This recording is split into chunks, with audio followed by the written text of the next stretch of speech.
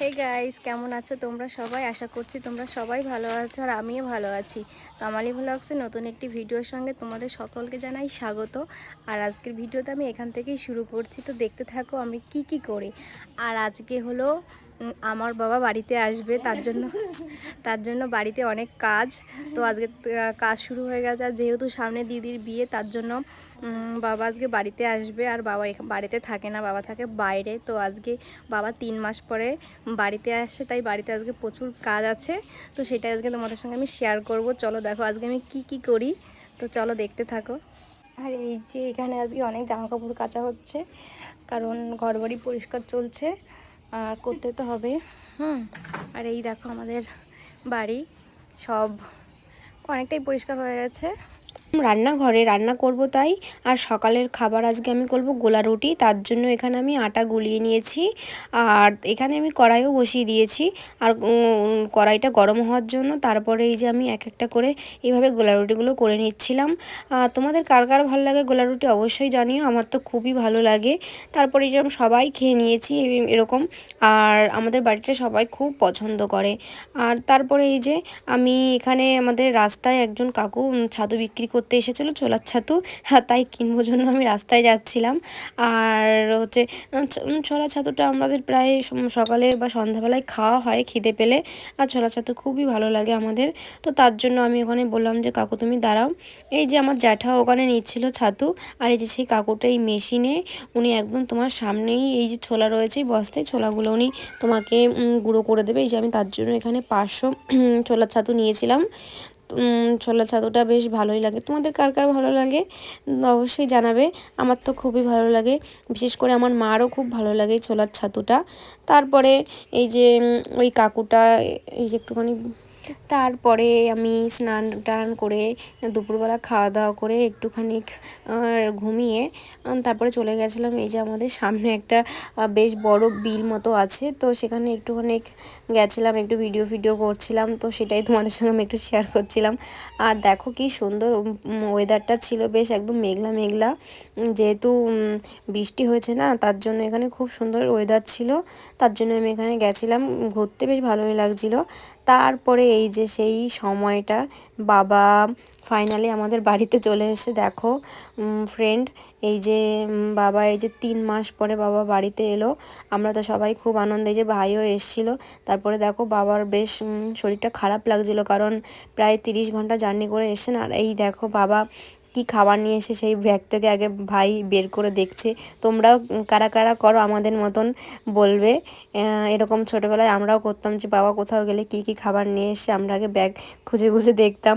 তো তোমরাও যদি করো অবশ্যই জানিয়ে থাকবে, আমরা তো এটা খুবই করি। আর এইটা হচ্ছে পরের দ্বিতীয় মানে বাবার যেদিন এসে তার পরের দিন এই যে আমাদের জমিতে একটা বড় কলা হয়েছিল, কাঁচকলা, যেটা ভাবছিলাম যে বাবা আসবে তারপরেই কাটবো, তো তার জন্য কাটা হচ্ছিল না। তারপরে ভাই গিয়ে এটা কেটে নিয়ে এসেছিলো। দেখো কি সুন্দর আমাদের জমিতেও হয়েছে, একদম বিনা তেলে বিনা সারে। তারপরে এই দেখো দেখতে পাচ্ছ 3টে সিলিন্ডার, যেটা বাবা যাবে গ্যাস ভরতে, আমাদের গ্যাসটা ফুরিয়ে গেছিলো। তো বাবা তার জন্য এই যে গ্যাস রেডি করছিল সিলিন্ডারে। তারপরে এই দেখো ভাই এইদিকে বেশ আমাদের উঠোনটা পরিষ্কার করছিল, যে এখানে অনেক টমেটো গাছ লঙ্কা গাছ ছিল, যে সেগুলো তুলে তুলে এই যে বাড়িঘর পরিষ্কার করছে। তোমরা তো জানোই সামনে দিদির বিয়ে, তো তার জন্য এখানে বাড়িঘর সবই পরিষ্কার করতে হচ্ছে। আর এই যে সব ছোট ছোট লঙ্কা গাছগুলো সব তুলে ফেলতে হবে। কি সুন্দর লঙ্কাগুলো হয়েছিল, আমার খুবই মন খারাপ লাগছিলো। আর এই যে পেয়ারা গাছটা, এটাও বন্ধুরা কেটে ফেলতে হবে, তার জন্য মনটা সত্যিই খুব খারাপ লাগছিলো। আর এই দেখো এখানে একটা ভাই মৌসুমি লেবু গাছ লাগিয়েছিল, একটা লেবুও হয়েছে।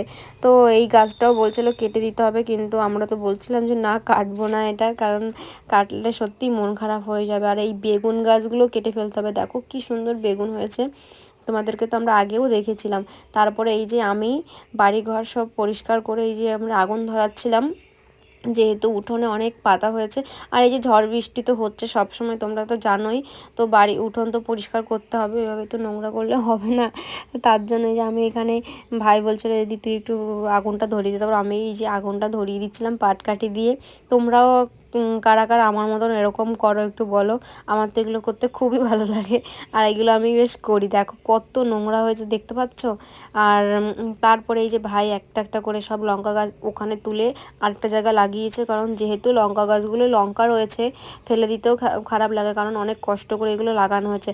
আর এই দেখো কে দেখতে চিনতে পারছো, এই যে হচ্ছে আমিও একটুখানি, ভাই বলে দি দেখ তুই একটু কর, আমি একটুখানি, আমি তো পারি না বাট আমি একটু উস্তাদি করছিলাম। এই যে দেখো আমি ওই যে করছিলাম বসে বসে কোদাল টানছিলাম, মাটিগুলো সমান করছিলাম, যেহেতু এখানে প্যান্ডেল হবে তাই।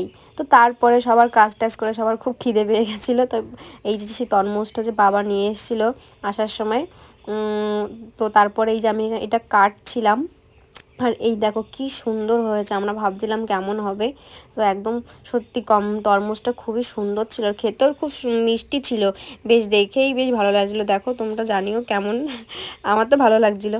আর এই যে দেখো আমি এই যে এখানে পিস পিস করে নিয়েছি, কারণ সবাই খাবো আর আমার এরকমই ভালো লাগে, দেখতেও বেশ ভালো লাগে আর খেতেও খুব সুবিধা হয়। এই যে আমি এখানে কাটছিলাম, আর তারপরে এই যে সবাই এখানে আমাদের বাড়িতে বসে রয়েছে, তো আমি এই যে পিস পিস করে নিয়ে যাচ্ছিলাম সবাইকে দেওয়ার জন্য। আর এই যে আমার বাবা বসেছিল, তো সবাই আমরা, এই যে আমার মাও পাশে বসে আছে। তারপরে এই দেখো আমি খাচ্ছিলাম, আর এই যে আমি সেটাও তোমাদের সঙ্গে আমি দেখাচ্ছিলাম যে আমি খাচ্ছি, কারণ খেতে সত্যি খুব ভালো লাগছিলো, তাই একটু আমি তোমাদের সঙ্গে দেখালাম।